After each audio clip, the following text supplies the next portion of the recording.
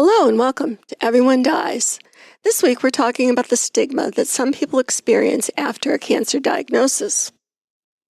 Cancer stigma refers to the negative perceptions and social discrimination faced by individuals affected by cancer, which can impact their mental health, quality of life, and even their access to care.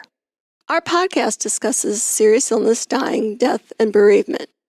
I'm Marianne Matzo, a nurse practitioner, and I use my experience from working as a nurse for 47 years to help answer your questions about what happens at the end of life. And I'm Charlie Navarrete, an actor in New York City, and here to offer an every-person viewpoint to our podcast. We're both here because we believe that the more you know, the better prepared you are to make difficult decisions in a crisis. Also, this podcast does not provide medical nor legal advice. Please listen to the complete disclosure at the end of the recording. In the first half, Charlie has our recipe of a week and the story of an unusual festival in Colorado. In the second half, as part of our ongoing series, Everything You Always Wanted to Know About Cancer But Didn't Have Anyone to Ask, we're going to talk about the stigma that can accompany a diagnosis of cancer. In the third half, Charlie has a report about what happens when a passenger dies on an airplane. To quote a flight attendant explaining to the BBC, we go from the dinner service to dealing with a corpse. Remember that our main topic is in the second half, so you can just fast forward to that yak-free zone if you're anxious to get to this week's topic. So Charles, what's the news? I don't know, but I like that title. We go from dinner to a corpse. At least it doesn't involve cannibalism, though. So let's just make that clear in case anyone was wondering about that. Well, spoiler alert, now they're not going to listen to you. Oh, well, I guess there goes the show for this week. Let's go ahead and just go through the whole thing anyways. What's new with you? Did I tell you that Dave and I watched the whole all the seasons of Boston Legal? Like, just sat down and just from beginning to end? It took. Yeah, but over a course of weeks. Oh, okay. But as we watched it, we're like, "Oh my God, that's going on now! Oh my God, that's going on now!" I know. This is back in the 80s. In the 80s, yes, yeah. And there were just like so many issues that they're talking about, and Dave and I are going, "Well, this is still going on. Well, this is still going on." Yeah. Everything old is new again. I was just thinking that. I know. Sorry, I didn't mean to steal your thunder. Really, I have so few original thoughts. And then you take them. Okay, how about a new thought? In our first half, Everyone Dies travels to Nederland, Colorado, the home of the Frozen Dead Guy Days Festival. Named after Bredo Morstall, a Norwegian man who was cryogenically frozen after his death in 1989. His grandson, Triers Boge, brought his body from Norway to the United States, where it was stored in a garden shed and packed with dry ice. Well, that's how they normally do it, isn't it? That's the way we do it. Literally, yeah. Cryogenic suspension requires a body to be frozen immediately after death to ward off physical decay, then maintained in a frozen condition until medical science may be able to restore it to life. Suspended air typically kept cool via liquid nitrogen, but due to budget constraints, Grandpa Bredo was kept on ice. Bodies in cryogenic suspension are normally kept at about minus 320 degrees, but Morstall is frozen at a balmy minus 109 Fahrenheit. By 1995, the shed was falling apart and replaced by a building donated by Tough Shed and the Denver Fox radio station. Morstall now rests in an ice-encased aluminum casket enclosed in a large wooden crate stored in the shed. Bo, the Iceman Schaefer, an environmental consultant, is Grandpa's current custodian.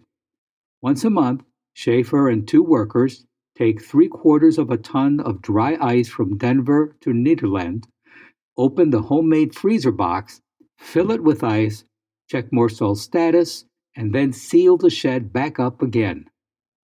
The festival, which began in 2002, celebrates this unusual story and features activities like Grandpa Look-alike Contest, the Polar Plunge, coffin races, a frozen dead bar crawl, a royal blue ball, and dozens of bands performing in various tents at the festival and throughout town. A portion of the proceeds being directed towards Morshal's maintenance. And if that isn't enough to make you want to visit Colorado, our recipe this week might just cinch the deal. In the 2014 film, What If?, two 20-something hipsters in Toronto start talking about a sandwich that was created in Denver almost 40 years ago, when the Colorado Mine Company was the hottest restaurant in Glendale, beloved by athletes, cops, and Elvis. Nick Ardalakis was in the restaurant's kitchen one night when the king came through the back door, in town for a concert and hungry. And the fool's gold sandwich was invented. If you want to recreate this indelicate delicacy for your next funeral lunch, it's basically a peanut butter and jelly sandwich with bacon. Made with 2 tablespoons of margarine, 1 loaf of bread, 1 pound of bacon, 1 jar of peanut butter, and 1 jar of grape jelly. You take the bread, bathe it in butter on all sides, bake it, gut it, and then fill the inside with the peanut butter and jelly and bacon. Let's just say good luck. Please go to our webpage for this week's recipe and additional resources for this program. This is the part where we ask for your financial support. Your tax-deductible gift will go directly to supporting our nonprofit journalism so that we can remain accessible to everyone. You can donate at www.everyonedies.org.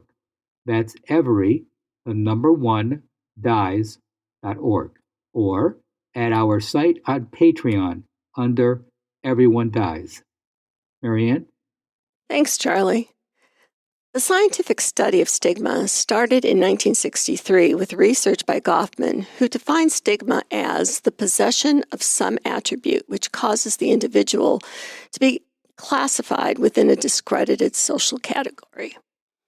It was Goffman who connected stigma to societal judgments about morality and worth and described people living with cancer as being viewed as, quote, flawed or different, likely because of a misunderstanding about and fear of cancer. In the past, cancer carried a stigma due to its association with death and seen in ways that decrease people's willingness to discuss cancer, even to the extent that people would not even be told what their diagnosis was. Today, cancer is less stigmatized and more openly discussed, but stigma can still affect people's well-being. Researcher Knapp Oliver documented that there is some likelihood that different characteristics of the disease, such as perceived controllability and visibility, factor in how much stigma is applied to individuals with cancer. Stigma generally affects people in 2 ways. There's the direct emotional impact of feeling judged, mistreated, or discriminated against, which can lead to mental health issues like depression or anxiety. And second, the indirect impact of stigma, preventing someone from seeking treatment or support. People living with cancer may vary in how they interpret or judge potential threats to their identity that they encounter in the workplace, social interactions, and the media as stigmatizing or not. Each person's experience with stigma is unique because in addition to having cancer, factors such as race, gender, age, sexual identity, physical ability, and socioeconomic status shapes how people experience and internalize stigma. When people feel judged, shamed, or excluded, they may avoid cancer screening, delay seeking care, or disengage from treatment. Stigmatizing words may discourage people from accessing care, reduce treatment adherence, and worsen health outcomes. Regarding mental health, the role of stigma can be crushing, often leading to social exclusion, weak support networks, and low self-esteem. Certain types of cancer, such as lung cancer, skin cancer, and cervical cancer, may be more stigmatized due to their association with lifestyle choices like smoking, sun exposure, and unprotected sex with multiple partners. Additionally, cancers that affect intimate areas of the body, such as breast cancer and prostate cancer, may also carry additional stigma. Now, lung cancer in particular is shrouded in stigma. Any person diagnosed with lung cancer, even those who've never smoked, may feel blame for their diagnosis because of its association with tobacco or hear language that reinforces stereotypes, such as calling it a smoker's disease. There is a documented underutilization of healthcare services for people diagnosed with lung cancer due to fear of associated blame, shame, and even discrimination. People diagnosed with lung cancer can also perceive stigmatization from their healthcare practitioners. This can cause people to delay or underreport their symptoms or their levels of smoking. Also, when medical practitioners ask about smoking history, this could be interpreted as a suggestion that patients are responsible for their own disease. A study by Shen and colleagues investigated the association between communication with healthcare practitioners and levels of perceived stigma among 231 people diagnosed with lung cancer, 26% of whom were never smokers. Stigma, shame, social isolation, and discrimination were measured by asking about instances of things like being told that they deserve cancer because of their smoking and feelings of guilt for having cancer.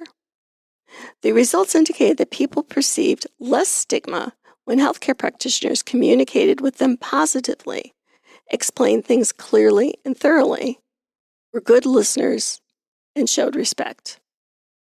So what can you do if you feel stigmatized after receiving a cancer diagnosis? First, it can be helpful to remember that having fears of experiencing potential stigma is not a surefire predictor of how people will respond or react. If some friends or loved ones refrain from reaching out, it might be because they simply are not sure what to do. Stigma can prevent some people from talking about their cancer experiences and seeking the mental health support they need. Try to set aside any doubts you have about mental health treatment and give it a try. Talk with a counselor, therapist, or other mental health practitioner, and then decide if it could be helpful for you. Connecting with other people with cancer who are going through similar experiences can also be an effective strategy. Support group discussions can help you cope with emotions felt during the cancer experience, including feelings of isolation and stigma.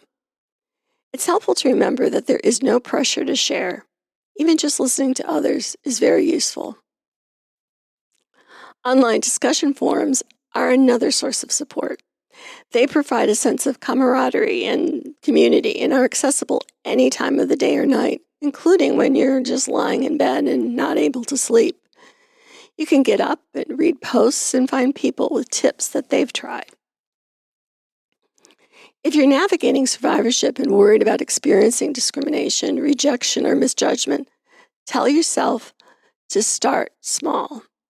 Ease back into work and social engagements. Start with environments that feel safe. Then use those early successes to build confidence and take bigger steps as you feel more comfortable. If you're making the transition back to work, organizations like Cancer and Careers can also be helpful, and I put the link for that in our show notes. Friends, loved ones, and communities can all play a part in addressing and reducing feelings of cancer-related stigma. Start by sharing cancer education and support resources with your community, such as this podcast, to help improve understanding about cancer-related stigma and help other people living with cancer, survivors, and caregivers find the support they may be seeking. Charlie, any questions or comments? I'm just surprised to hear that something like cancer is still stigmatized.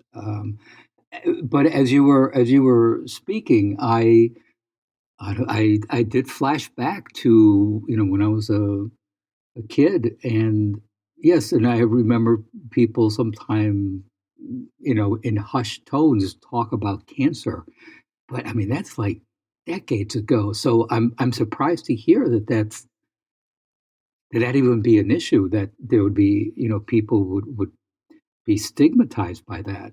Is that a lot, or yeah? I mean, does that happen a lot where people are stigmatized? I mean, just because they have cancer? Well, I don't know about a lot, but as I talked about, depending on the type of Uh-huh. cancer that you have, you could experience more stigma than with a different type of cancer. And, you must see it that people who, like have lung Yeah. cancer, or even think about the thought that runs through your head is for many people, it's like, well, what did they expect? They had that Well, it's maybe behavior. somebody had been smoking a lot And or something like that. Huh. yeah, yeah, it's like, there's all the warnings on all the cigarette packages. There's Yeah. warnings everywhere. And people And still smoke, for example, or put themselves into right. Yeah. Yeah. right. And then if they're diagnosed with with lung cancer, then you say, well, you know, Really, I that could be I don't know. predicted. Maybe I'm naive. I can't imagine even if someone had been telling someone else, you really need to cut back on smoking. This could really screw up your health. You might get lung cancer, and then that person winds up having lung cancer. I don't know. Maybe I just really am naive. That then someone would point to that person and say, "I told you." I I don't know. I just Well, they might not be that in your face about it, but they might say, so are you still smoking? but you see, with something like that, I wouldn't consider that stigmatizing someone.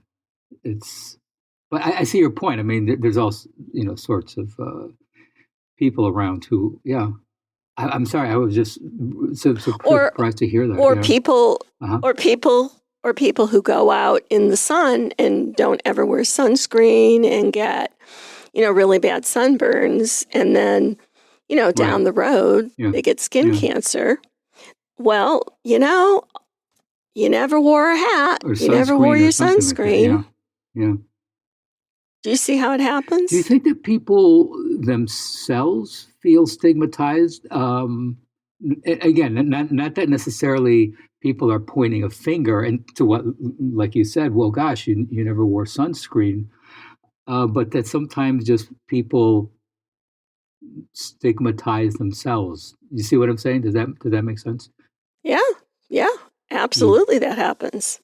Because you say to yourself, well, I brought this on myself. I've had patients say, I should have listened, Mm. when I was 20, people, some of the older people I've taken care of, they started smoking when they were 12 or whatever. And they'll say, well, I guess I should have listened. I guess I shouldn't have been smoking. Well, you know, w- what what do you say then? Do you say, well, yeah, I wish you had to, you know, Yeah. because people look, I've seen people look for the reason you get cancer. And remember, we did that show about the reasons you get cancer. They're not the reasons of punishment or, you know, chastisement or anything like that. There are reasons because of a zig instead of a zag. But people take that cancer diagnosis, some people take that cancer diagnosis and look at it as a punishment in some Right. way or Yeah. Yeah. retribution for something done bad or whatever. So, that Mm. happens. I mean, and to what extent that happens depends probably on your relationship with people, or, there's a lot of potential reasons for it. Yes. Very true. Our third half answers the question, what happens when an air passenger dies? If a passenger dies on board a flight, cabin crew members go from service to life-saving to mortician, dealing with dead bodies and then doing crowd control, adding, we still need to serve 300 people breakfast or dinner, and we have to deal with this. A study published in the New England Journal of Medicine in 2013 concluded that dying on a flight was rare. The study between January 2008 and October 2010 found that 0.3% of patients who had an in-flight medical emergency died. When someone dies mid-flight, standard procedure is to put the corpse in a seat and to secure it using a belt. The New York Times reports that an Australian couple found that out the hard way when flight attendants asked them to stay seated next to the body of a passenger who had died mid-flight for the final 4 hours of a trip from Melbourne, Australia to Doha, Qatar. The crew did try to move the body to business class using a wheelchair, but it was too large to be moved through the aisle. So Plan B involved seating the corpse next to a Mr. Ring and his wife Jennifer, where 2 open seats were available. Upon landing, Mr. Ring said he was told to stay seated as paramedics removed blankets from the body. In a subsequent interview, the couple stated that the airline had not offered them support. Nothing about this included unlimited bag of peanuts. Qatar Airways begged to differ, stating that airline officials had spoken with the family of the deceased and had offered emotional support and compensation to the passengers directly affected. While distressing, moving the body of someone who has died to a seat is standard, according to the guidelines set by the International Air Transport Association, an airline trade group. Here is the protocol for when a person dies mid-flight. 1. Alert the captain. 2. Move the deceased to a seat with few passengers around. 3. Put the body in a body bag. Zip it up to the body's neck. Make sure to secure the body in place with a seat belt. If no body bag is available, cover the body with a blanket. 3. Close the eyes. And lastly, disembark passengers first. Family members should stay with the body. Lastly, disembark passengers first. Family members should stay with the body. No mention on what to do if you have 20 minutes to get to your connecting flight. After a couple of in-flight drinks, you will find that not only will you be tight, but space to move the body around is tight as well. As one flight attendant put it, you're kind of trapped in a tin can that's not designed for roaming around. In case you're wondering, flight attendants cannot certify a death. A question that often comes up from passengers seated next to the deceased: if a fellow passenger keels over, dies, and bumps into me spilling my gin and tonic, will I receive a free drink? In conclusion, flight attendant Allie Murphy, who hosts the Red Eye podcast where she interviews flight attendants, experienced a passenger death during a flight. A man who had been traveling alone from Ghana to London passed out. He wasn't breathing normally and didn't have a pulse, so the crew moved him to the galley to perform CPR. The captain then decided to divert the plane to Lyon, France. Allie and another crew member continued performing CPR the whole time. Quote, "We didn't want to leave him. I held him in my arms for the final moments of his life. He probably would have chosen someone else for that, but he got me." After the delay, the plane finally arrived at its destination airport. One passenger from the flight started shouting at her because he missed his connecting flight. "That's the one and only time that I've ever told a passenger where to go," she said. And thus ends this week's episode of Everyone Dies. Please stay tuned and thank you for listening. This is Charlie Navarrete. And from Mary Van Hout, you will survive. and you will find purpose in the chaos. Moving on doesn't mean letting go. And I'm Marianne Matzo, and we'll see you next week. Remember, every day is a gift. This podcast does not provide medical advice. All discussion on this podcast, such as treatments, dosages, outcomes, charts, patient profiles, advice, messages, and any other discussion are for informational purposes only and are not a substitute for professional medical advice or treatment. Always seek the advice of your primary care practitioner or other qualified health providers with any questions that you may have regarding your health. Never disregard professional medical advice or delay in seeking it because of something you have heard from this podcast. If you think you may have a medical emergency, call your doctor or 911 immediately. Everyone Dies does not recommend or endorse any specific tests, practitioners, products, procedures, opinions, or other information that may be mentioned in this podcast. Reliance on any information provided in this podcast by persons appearing on this podcast at the invitation of Everyone Dies or by other members is solely at your own risk.